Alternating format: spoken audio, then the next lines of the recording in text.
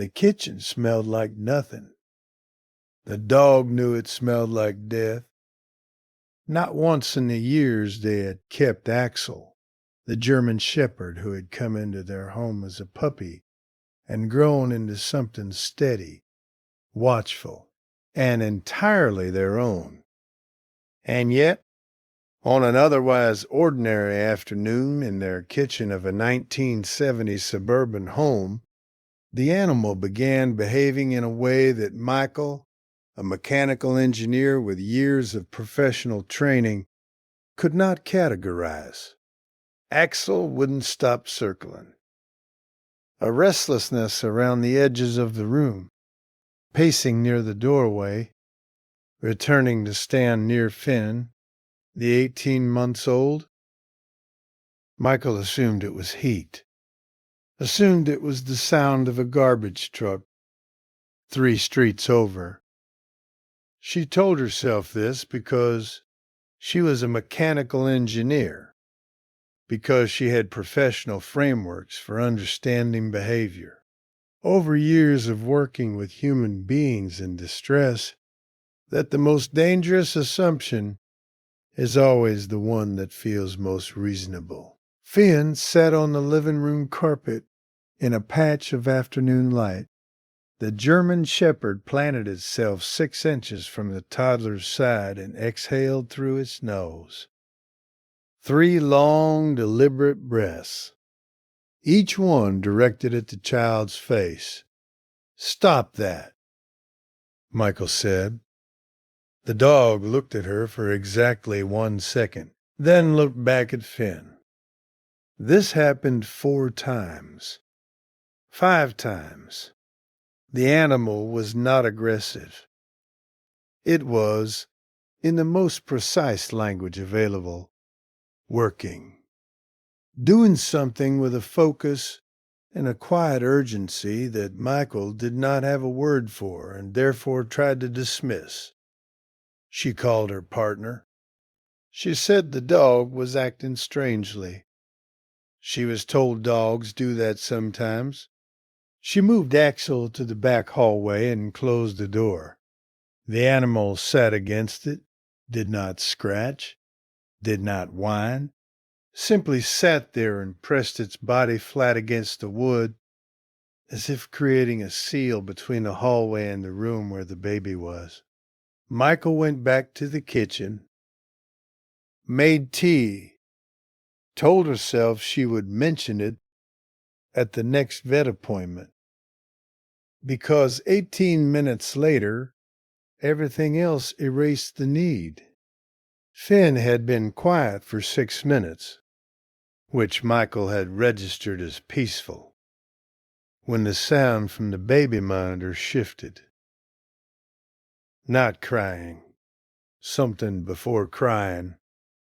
A sound she had never heard from her own child.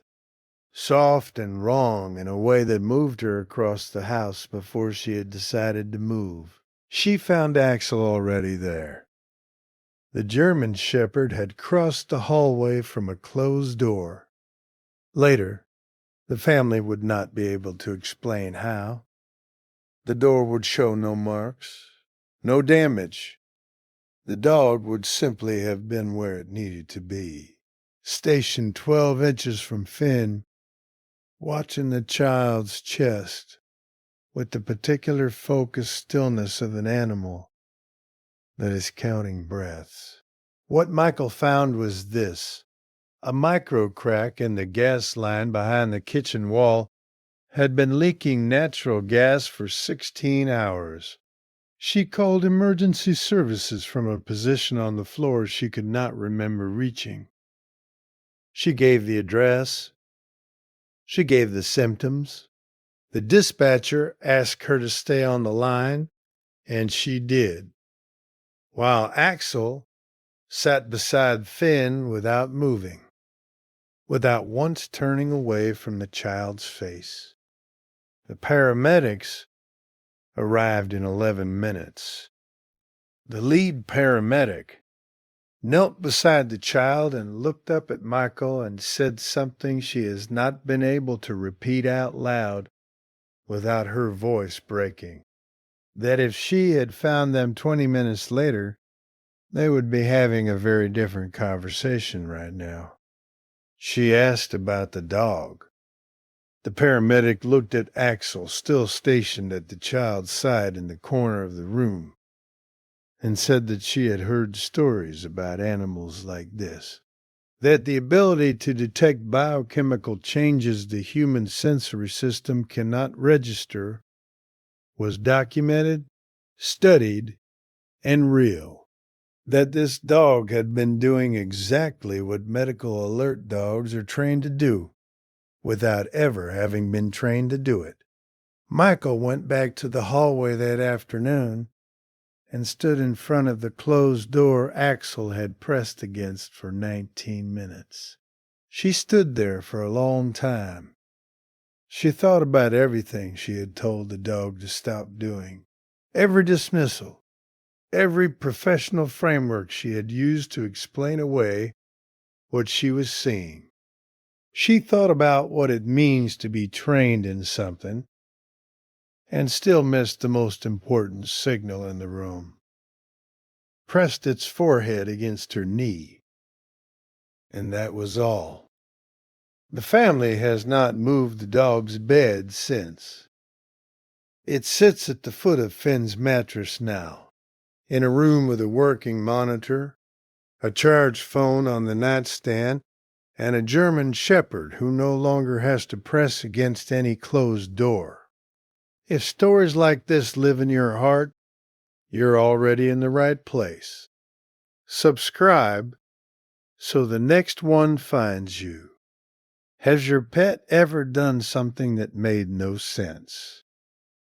Until later, it was the only thing that made sense? Tell us below. She still keeps the paramedics cord on the refrigerator, not as a reminder of how close it was, as a reminder that the first warning came from 4 legs and a nose that knew exactly what it was doing, long before any human in the house was ready to listen. Every guardian deserves recognition, even the ones who never asked for any. Subscribe so you never miss the next story. Some forms of intelligence don't ask to be understood. They simply show up. They press. They plant themselves between the danger and the child, and they wait for the world to catch up. The next story begins with a single moment nobody thought to question. You won't want to miss it.